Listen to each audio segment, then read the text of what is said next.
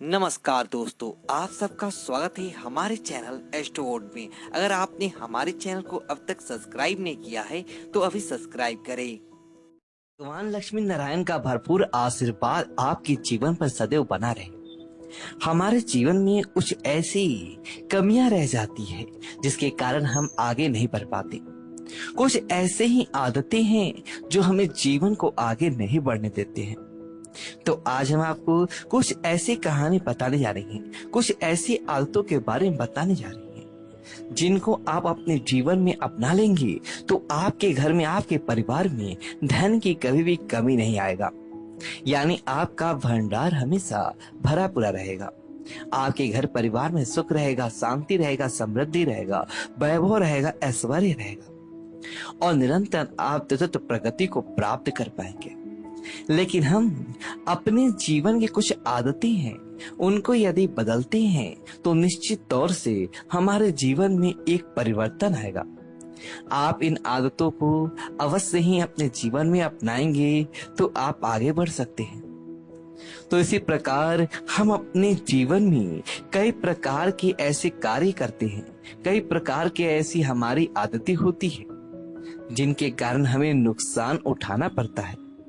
इस बात का हमें एहसास नहीं होता है, लेकिन निरंतर जब हम जीवन में कई प्रकार की कठिनाइयों को प्राप्त करते रहते हैं, हमारे जीवन संघर्षों से निरंतर भर जाता है और घर परिवार में अशांति रहता है, दुख आता है, दरिद्रता आता है, कमजोरी आता है, रोग आता है, पीड़ाएं आती है।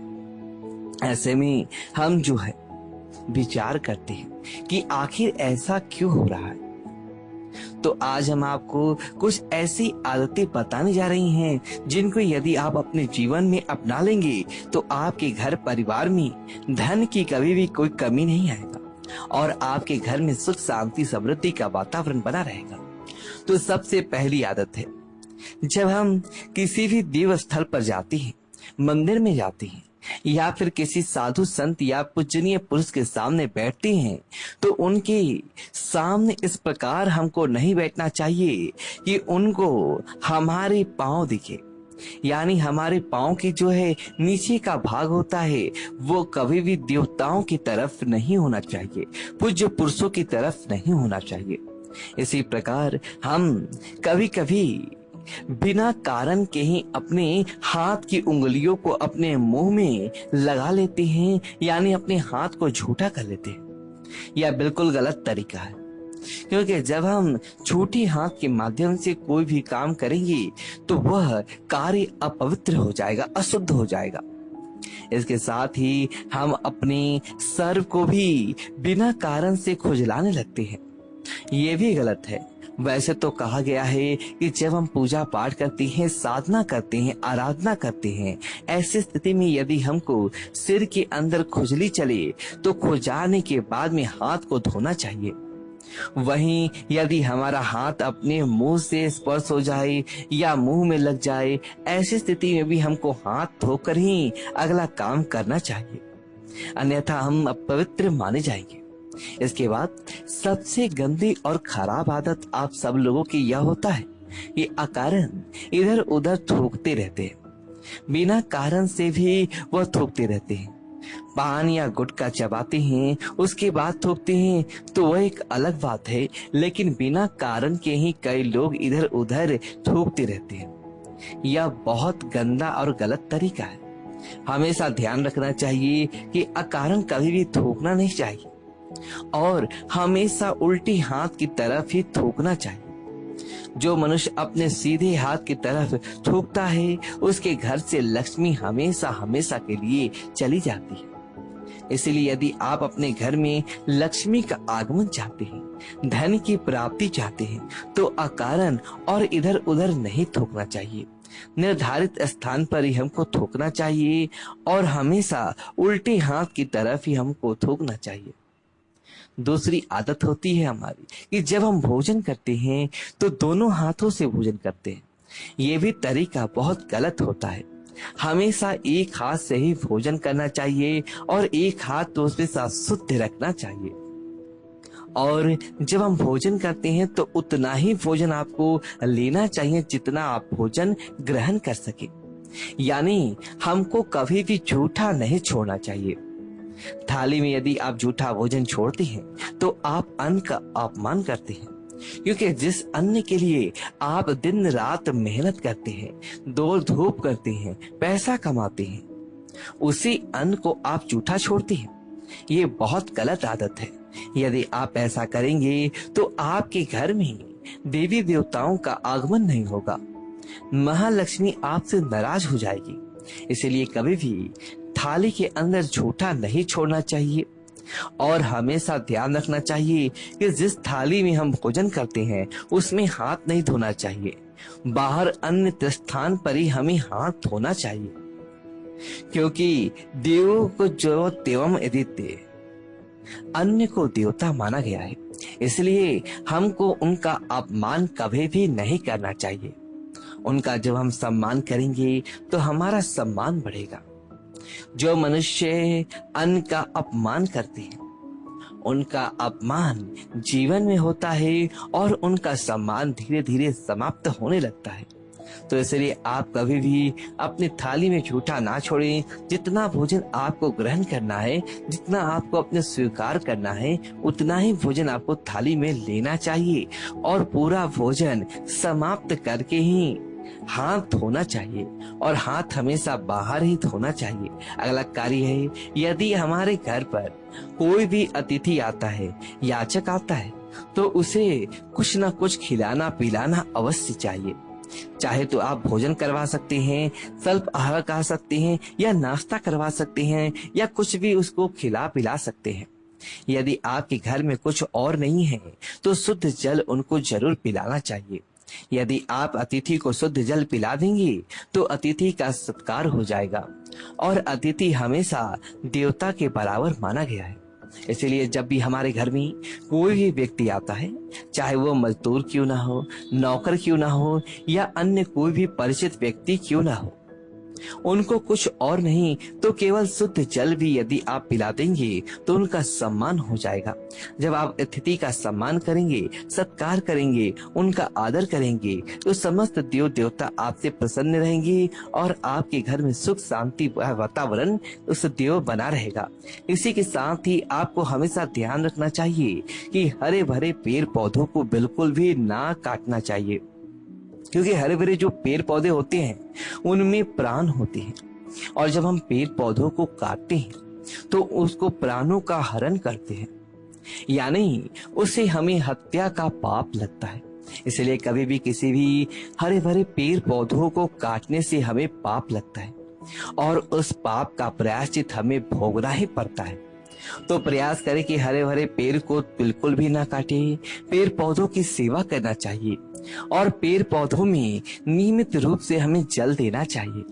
जो व्यक्ति पेड़ पौधों की सेवा करता है, पेड़ पौधों की सुरक्षा करता है, उसको जीवन में कभी भी डिप्रेशन या मानसिक तनाव का सामना बिल्कुल भी नहीं करना पड़ता है। और पेड़ पौधों की सेवा करने से प्राणी की सेवा होता है और जब हम उनकी सेवा करते हैं तो हमें महान पुण्य फल की प्राप्ति होता है। और जब हम पेड़ पौधों को काटेंगे, छाटेंगे या उनको त्रास देंगे या पीड़ा देंगे तो हमें जीवन में पाप भोगना पड़ेगा और इसी प्रकार का गलत कार्य बिल्कुल भी हमें नहीं करना चाहिए। इसी पर बल्ला कार्य है, जब हम कहीं बाहर से आते हैं अपने घर पर तो अपने मोजे और जूते इधर उधर उतार कर फेंक देते हैं, क्योंकि जब हम मोजे या जूते व्यवस्थित स्थान पर नहीं रखेंगे, इधर उधर फेंक देंगे तो हमारे राहु और शनि हमसे कुटित हो जाएंगे, यानी राहु और शनि हमारे खराब हो जाएंगे। ऐसी स्थिति में हमें शत्रुओं का सामना करना पड़ेगा और यानी हमें शत्रु बन जाएंगे, हमारे रोग बन जाएंगे, हमारे घर में मानसिक अशांति निरंतर बनता जाएगा। इसलिए जब आप कभी भी कहीं भी बाहर से आते हैं तो अपने मोजे और जूते निर्धारित स्थान पर शुद्ध अवस्थित आपको रखना चाहिए। अगला कार्य है, जब हम बिस्तर से सुबह उठते हैं तो हमारी जो रजाई होता है या कंबल होता है उसको फैलाकर छोड़कर ही हम चल देते हैं। यह बिल्कुल गलत तरीका है। ऐसे में हमारे नवग्रह आपसे कुटित हो जाते हैं, क्योंकि जिन बिस्तर का आपने सम्मान किया है, पूरी रात जिनके ऊपर आप सोए हैं, शांति और चैन की नींद जिस बिस्तरों के माध्यम से आपको प्राप्त हुआ है, उनका अनादर करके, उनका पहला का पहला छोड़ करके ही आप जल देते हैं। ये बिल्कुल गलत तरीका है। कभी भी अपने बिस्तर को, चादर को, कंबल को फैला हुआ छोड़ करके नहीं जाना चाहिए। उठने के तत्काल बाद उनकी खड़ी करके उनको व्यवस्थित रखने के बाद ही बिस्तर को छोड़ना चाहिए। यदि आप ऐसा करेंगे तो नवग्रह आपसे प्रसन्न रहेंगे और आपके मन में सकारात्मक ऊर्जा का संचार निरंतर होता रहेगा। इसके साथ ही जब कहीं आप बाहर जाते हैं और वापस हम अपने घर में अपने निवास स्थान पर आते हैं तो खाली हाथ ही हम आ जाते हैं। यह बिल्कुल गलत तरीका है। ऐसा हमको नहीं करना चाहिए, क्योंकि जब हम खाली हाथ आएंगे तो हमारे घर का भंडार खाली ही रहेगा। इसलिए हमें ध्यान रखना चाहिए कि कुछ न कुछ सामग्री, फल फूल, मिठाई लेकर ही हमको अपने घर में प्रवेश करना चाहिए। ऐसा करेंगे तो आपके घर में सुख, शांति, समृद्धि का वास होगा। लेकिन जब हम खाली हाथ अपने घर में आएंगे तो हमारा घर भी खाली ही रहेगा। कुछ ना कुछ बन सके तो एक पुष्प आप ले आते आइएगा, एक फल भी आप लेते आ सकते हैं, या फिर सब्जी या कोई भी अन्य ग्रह उपयुक्त सब ही आप लेकर आएंगे तो निश्चित तौर से आपके घर में सुख, शांति, समृद्धि का वातावरण निर्मित बना रहेगा। इसी के साथ जब हम प्रतिदिन स्नान करते हैं, नहाते हैं तो पूरे शरीर की अच्छी प्रकार से साफ सफाई करते हैं, लेकिन हम अपनी पैरों को साफ करना भूल जाते हैं। पैरों में मैल भरा रहता है, पैरों में गंदगी भरा रहता है। यह बिल्कुल गलत तरीका है। यदि हम अपने पैरों को साफ सुथरा नहीं रखेंगे तो हमारी कुंडली में राहु केतु हमारे खराब हो जाएंगे, और जब राहु केतु खराब हो जाएंगे तो हमारे रोम भरने लगेंगे, हमारे मन में अशांति निरंतर उत्पन्न होता रहेगा तथा हमारे घर परिवार में गरीबी आएगा, दरिद्रता आएगा और कई प्रकार की परेशानियों का हमको सामना करना पड़ेगा। इसलिए हम जब भी स्नान करें तो पैरों की अच्छी प्रकार से सफाई करें, पैरों को बहुत साफ सुथरा हमको रखना चाहिए। इसी तरह यदि हम घर में मिठाई लेकर भी आते हैं या कोई भी स्वादिष्ट वस्तु लेकर आते हैं तो पूरे परिवार में बांट जोट कर ही हमको खाना पीना चाहिए, यानी कभी भी अकेले मिठाई नहीं खाना चाहिए।